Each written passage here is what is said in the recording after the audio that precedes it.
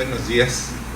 Bien, quiero primero que nada agradecer a la doctora Isis que pues, nos invita a esta reunión que me parece muy importante. Quiero agradecer la presencia también de las autoridades, del director de la Comisión de Búsqueda de aquí del Estado de Tabasco, y vamos a hablar de un tema que me parece muy importante. Hace algunos años publicamos un libro con respecto a la desaparición forzada, es por editorial Porrúa, y bueno, pues se han hecho varios cambios desde esa época. Mi exposición tendrá pues dos partes. Una primera parte que tiene que ver con cómo debe de protegerse los derechos de las personas y sus familiares que han sido objeto de desaparición forzada, y aquí haremos referencia tanto a tratados, convenciones, leyes, y pues mucho de lo que dicen las normas que se han aceptado por parte del gobierno mexicano.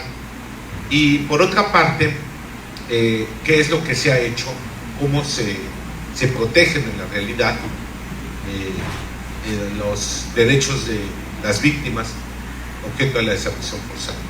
Si pasamos a la próxima imagen, ahí vemos que la demanda ha sido muy grande. Lamentablemente 40,000 personas a la fecha pues no han sido localizadas. Sus familiares las buscan y es un número muy grande, es una herida muy grande que tiene pues el país, los motivos muy diversos, y entonces las Naciones Unidas a través de distintos organismos han presionado desde hace varios años, algunas veces negados por las autoridades, como el decir que no correspondía la desaparición forzada a la violación al derecho a la vida, hasta que la Corte Interamericana de Derechos Humanos resolvió que eran tantos los desaparecidos que no se localizaban,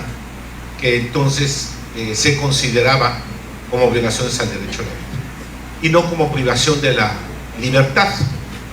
Y luego los estados de la República en México, es decir, en ese caso lo negaban, decían que no era violación al derecho a la vida.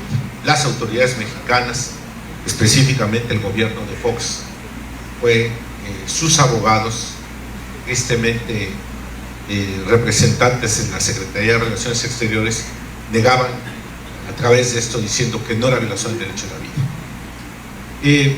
Posteriormente era tanto el desorden porque los estados de la República, cada quien legislaba con distintos elementos, que era lo que se consideraba como la violación al derecho a la vida con respecto a la desaparición forzada.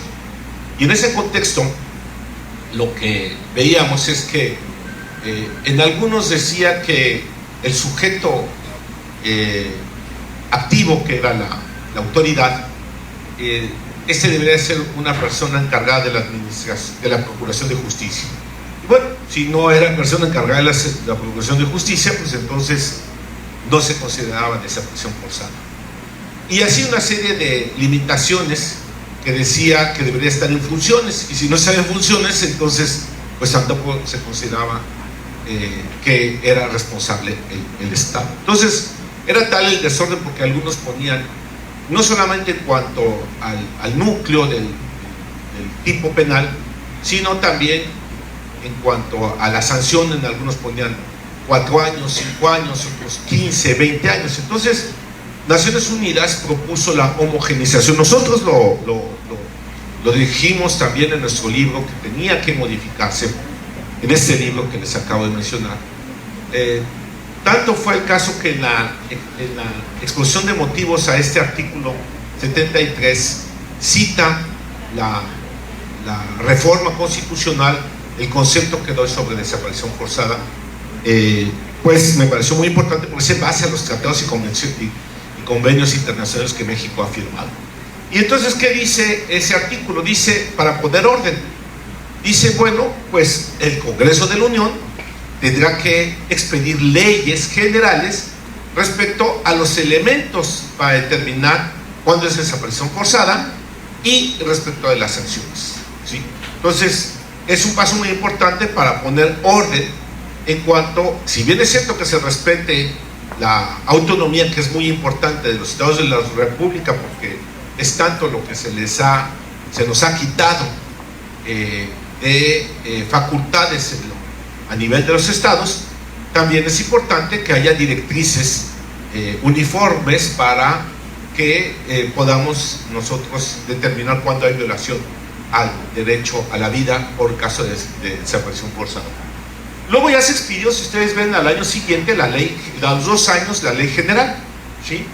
Y con algunas, y debo decirles, deficiencias, y lo voy a decir porque es muy importante.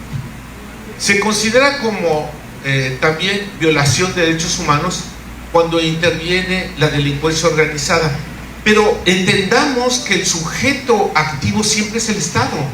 No puede eludir responsabilidad del Estado, porque recordemos, el Estado es el encargado de la seguridad de las personas, tiene nombre y apellido, son el presidente de la República y los gobernadores, los encargados según las constituciones de la seguridad pública. ¿Qué dice el artículo 1 de la Constitución?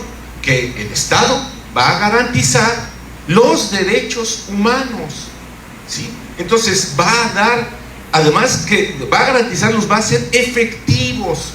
Miren ustedes, yo con agrado escucho la exposición del señor licenciado Saúl Tabasco, lo cual creo que se han dado pasos muy importantes. Creo que un paso muy importante es que ya se expidió la ley, que ya se creó el organismo, que ya tiene estructura. Me parece muy importante que son hombres honorables, ejemplares por sus funciones que realizan. Pero ¿qué necesitamos? Que los recursos sean eficaces.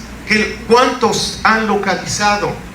Recordemos, Tabasco tiene, según la prensa, cementerios clandestinos. Lo sacó la prensa, los forzaron porque el Instituto de Acceso a la Información los obligó para que lo publicara y salió, se dijo cuántos hay.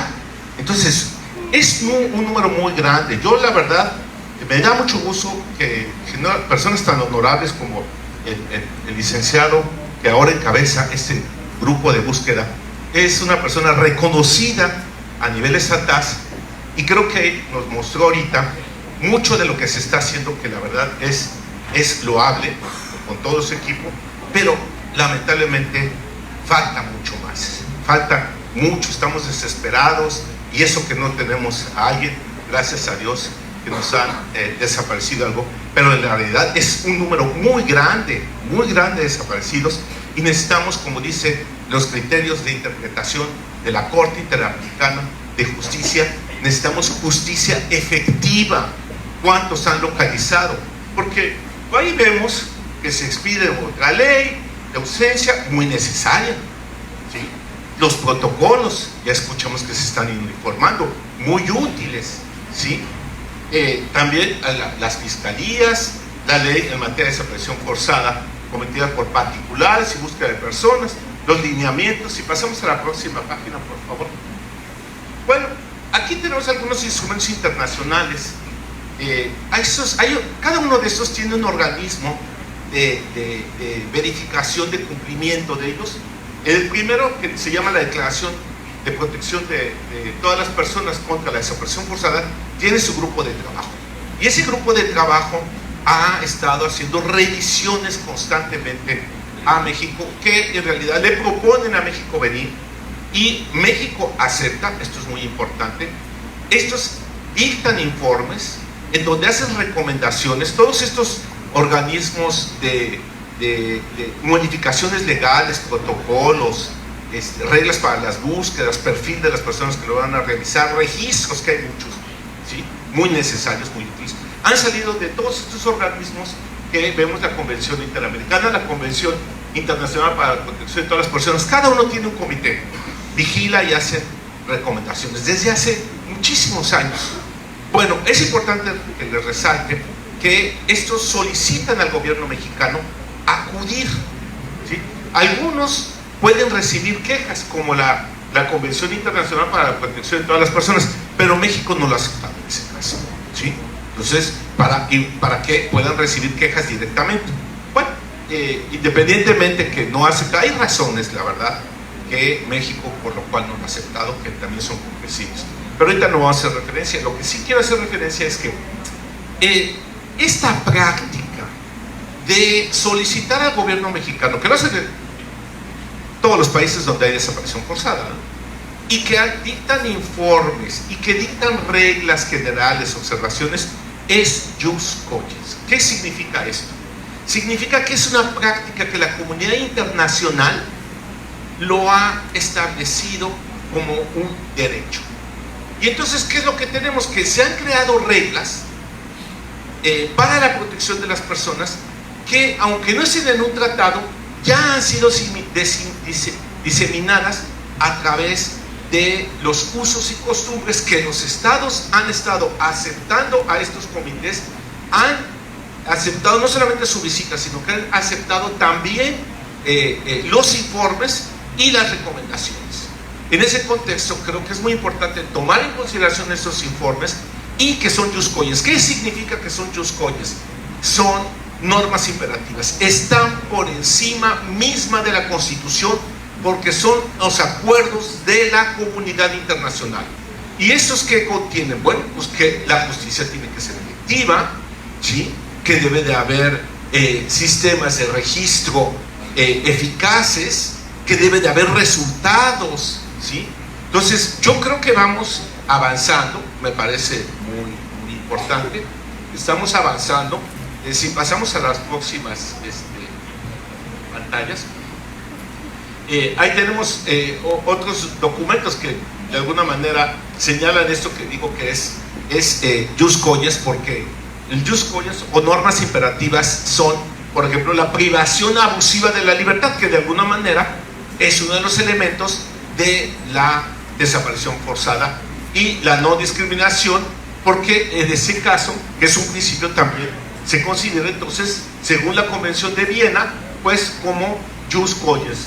Bueno, y si pasamos a las siguientes, ahí tenemos el concepto de lo que consideramos nosotros y que viene la exposición de motivos de la reforma constitucional del artículo 73. El sujeto pasivo son las personas, ¿sí? Bueno, primero es una privación de la libertad, pero siempre es una persona humana, ¿sí? Muy importante. El sujeto activo es el Estado, que puede actuar con una acción, apoyo o aquiescencia, quiere decir una omisión. Es decir, el hecho de que la delincuencia organizada lo realice, pues significa que el Estado no cumplió es decir, realizó una acción por omisión, no cumplió su función de garantizar la seguridad de las personas, la seguridad pública. Entonces hay un consentimiento, ¿sí? Y también los sujetos, si regresamos, pueden ser también, según el informe de los grupos de trabajo, los grupos políticos, ¿sí? Esto es muy importante, se considera también como un sujeto también activo, ¿sí? Esto de los particulares también se encuentra, porque también esto hay que mencionarlos. Lo decíamos, si es la delincuencia organizada, son particulares, pero ¿dónde lo dice? En la Declaración contra la Desaparición, en el Estatuto y en la Convención Interamericana lo establecen. No son solamente del Estado, es decir, son los particulares, pero con la aquiescencia del Estado. Si pasamos, por favor, a la siguiente. Bueno, ¿qué han sido recientes, muy recientes? Hay pasos, esto también hay que mencionarlo, con la alerta AMBER, con el protocolo ALMA. El CEDAW en 2018 ha estado diciendo cómo el caso, bueno, ha dicho que debe de adoptarse políticas y protocolos, y que para disminuir el feminicidio, trata, explotación sexual, trabajo forzoso y evidentemente la desaparición forzada, pues ha dicho que se debe de simplificar, armonizar los procedimientos para activar lo siguiente. Y aquí también señala la efectividad de la alerta AMBER, como ha sido, por ejemplo, elevado, ha estado subiendo en 2014 al 62%, 2015 68% y 2016 70%. Así, ese tipo de medidas necesitamos eficaces, en Chihuahua se ha considerado también, pero también el número es muy grande, la incidencia es altísima, ¿sí? También quiero decirles algo que me parece muy importante. ¿Por qué tanta violencia? ¿Por qué tanta violencia? Yo creo que es también lo que está en el ambiente. Sí, si vemos un modelo económico con una economía salvaje, en donde, por ejemplo, los medios masivos de comunicación están descontrolados, el Estado no cumple su función de supervisión, llega uno, quiere ver, por ejemplo, en horario estelar, las noticias, y un poco antes hay unas comedias y pasan a un fulano golpeando con una pobre mujer. Y dicen, bueno, qué violencia, es decir, hasta uno lo reprime. Imagínense en horario estelar nuestros jóvenes que están viendo. Claro, eso se repite, si se considera como normal, y el Estado no controla. Entonces necesitamos un Estado que también realice funciones de vigilancia, porque eso se considera como normal. Entonces esa violencia también se encuentra en los hogares, en donde también hay violencia familiar, y necesitamos entonces disminuir, necesitamos un Estado garante de nuestros derechos. Yo creo que eso también es muy importante, porque uno se demanda tanta violencia, ¿por qué estamos sufriendo en esta época con los migrantes? Que también hay un número muy elevado de desaparecidos migrantes, que por eso vinieron en caravanas, y recordemos, son aproximadamente 25,000 de octubre del año pasado a abril de este año, ¿sí? 25,000 en caravana. ¿Cuál fue la razón? Pues para protegerse de la delincuencia organizada. Cuando venían en grupo era más difícil que los hicieran, ¿no? Ahora, no lo debemos de negar. La Comisión Nacional de Derechos Humanos ha documentado muchas recomendaciones en donde están vinculados autoridades en el caso de violación de los migrantes, dentro de ellos un número grande de desaparecidos. Entonces yo creo que necesitamos también cambiar el perfil con personas honorables que sean un ejemplo, como en el caso que me da mucho gusto de esa comisión que está ya trabajando, dando resultados. Y lo que sí debemos de decir es que es tanto el trabajo que tienen, es tan alta la incidencia, que necesitamos que nuestro Estado-nación garantice, haga efectivo los derechos sobre algo tan importante como es la vida humana. Muchas gracias.